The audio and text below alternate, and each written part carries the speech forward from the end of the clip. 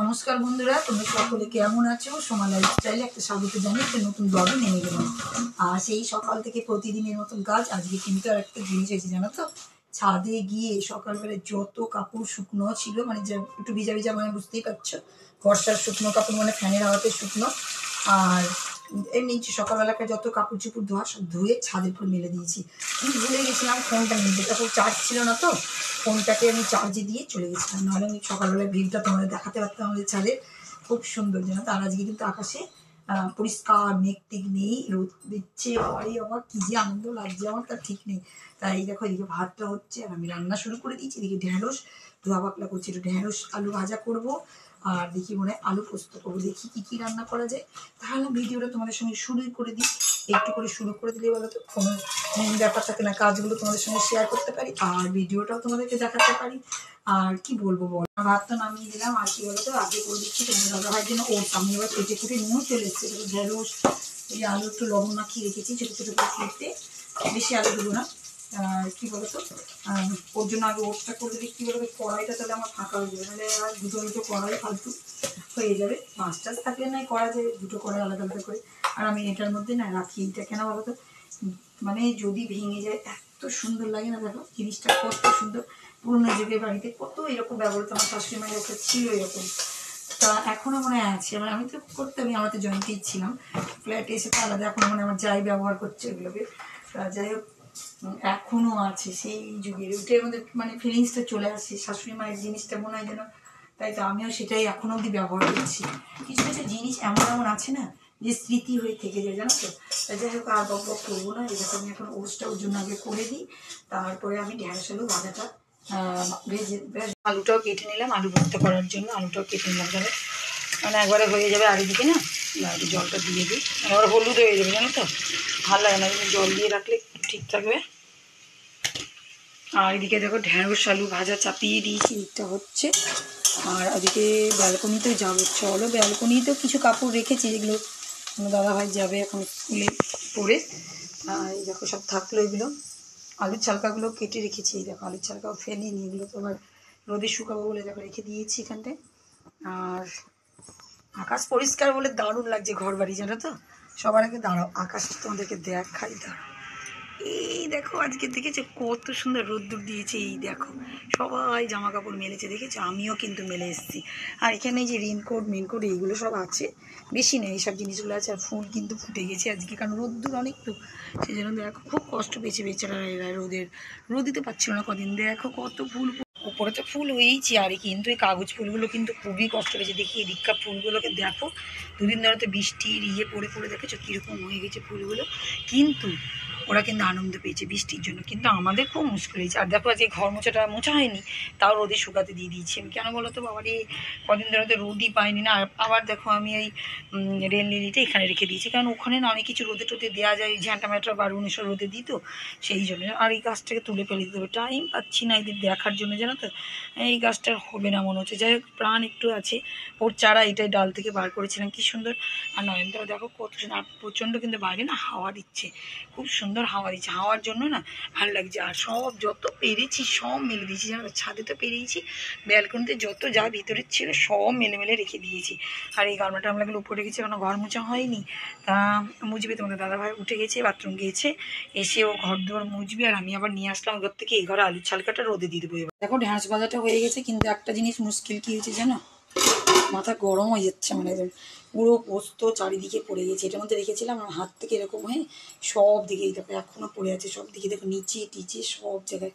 এই দেখো বাটি, গোটা বাটিতে জলের মধ্যে করে করে তুললাম, এর মধ্যে সব দিকে, মানে কি বলবো বলো তো। এমনিতে তো পোস্ত অনেক দাম, তোমরা তো জানোই নিশ্চয়ই, যারা সংসার করে তারা জানে। আর যারা যেসব হাজব্যান্ডরা নিয়ে আসে তারা তো জানবেই না, কারণ অনেক ওয়াইফরা জানেই না তাদের হাজব্যান্ডরা কী করছে না করছে, কারণ আমি নিজের হাতে করি বলে না আমি বুঝতে পারি।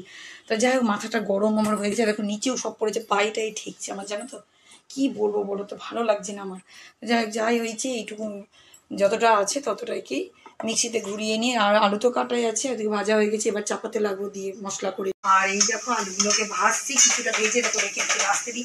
আর এই যে দুষ্টু মাহি চলে এসছে, দুষ্টু মাহি চলে এসেছে, দুষ্টু মাহি চলে এসেছে। এই দেখো, কি খুলে দেবো, এটা খুলে দেবো। আমার সঙ্গে আমি রান্না করবো আর ওখানে বসে থাকি। এই দেখ কি সুন্দর, আমার উপরে দেখ, এই দেখ, এই দেখো, এই এই দেখো, এই কি সুন্দর। মাহি আর আমি এখন, আমি রান্না করবো আর মাহি এখানে বসে বসে খেলা করবে, জানো তো।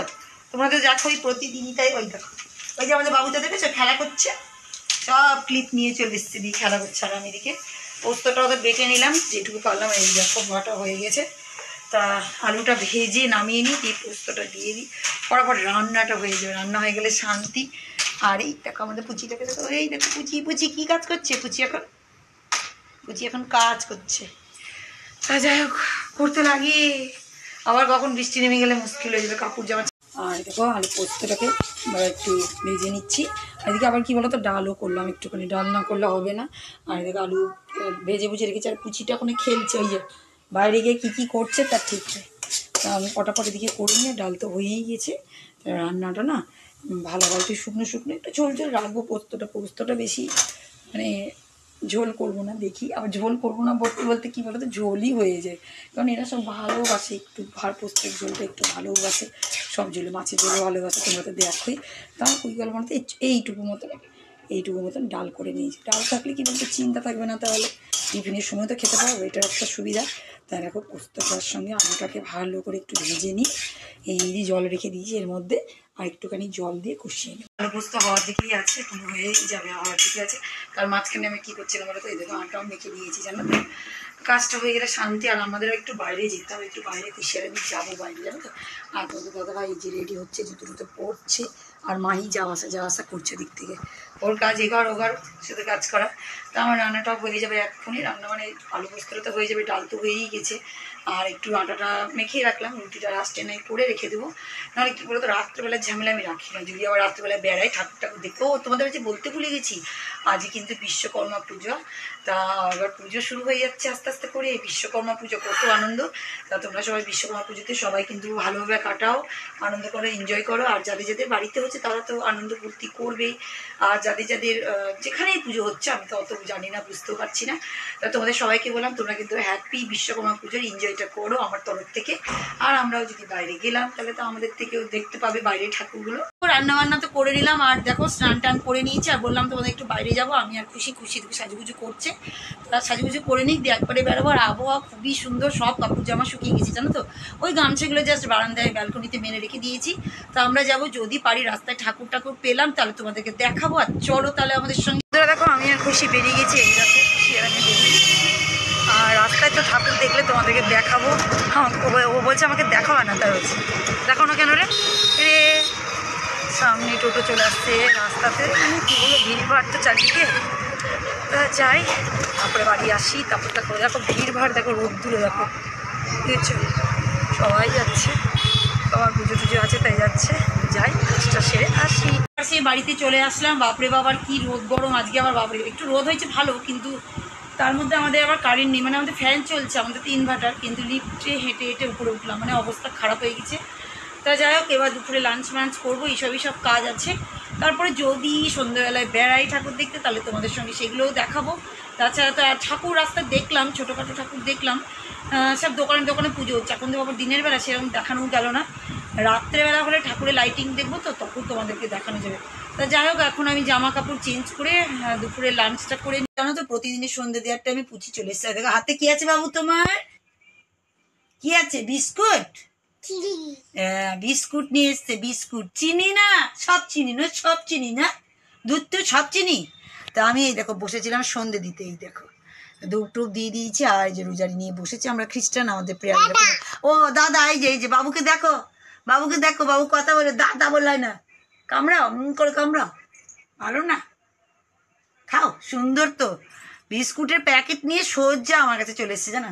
এই যে বাবুটা, এই যে খেলা করছে, দেখেছো তো, এই দেখো খেলা। ও ভিডিও করতে খুব ভালোবাসে, আমাদের বাবুটা ভিডিও করতে খুব ভালোবাসে।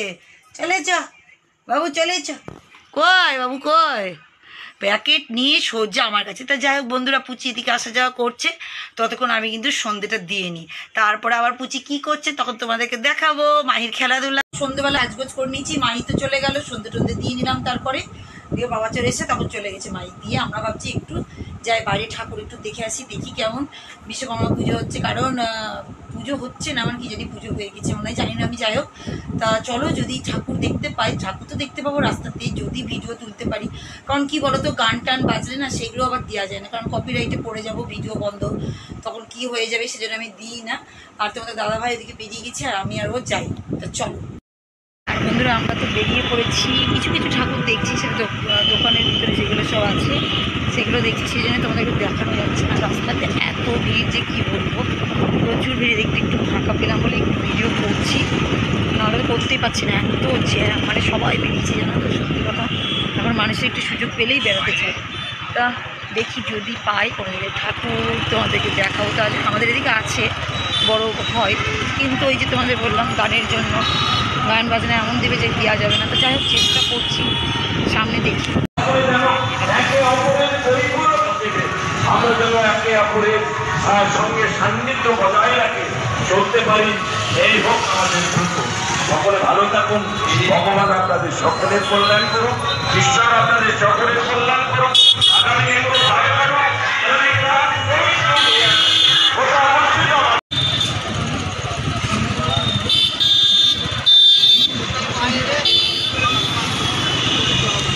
এইমাত্র বাড়িতে ফেরত আসলাম, আর আসার সময় বাজার একটুখানি রাস্তাতেই যে সব বাজারগুলো পাওয়া যায়, ওই আলু পেঁয়াজ এগুলোই সব মিলে। দেখো রেনকোট রাখাই আছে, ঢোকানো হয়নি, আজকে বৃষ্টি হয়নি। ওই একটু জাস্ট আলু পেঁয়াজ রসুন টমেটো এগুলোই জাস্ট নিলাম, কারণ আমাকে আবার দিনের বেলায় যেতে হবে, রোদের মধ্যে ভালো লাগে না জানো তো। তাই এইসব সব নিয়ে আসলাম, এখন এগুলো সব ফ্রিজে ভরে রেখে দিই। তা বন্ধুরা আজকের মতন ভিডিওটা এখানেই শেষ করলাম। নেক্সট ব্লগে তোমাদের সঙ্গে আবার নতুন কিছু নিয়ে আবার আসছি। আজকের মতন টাটা।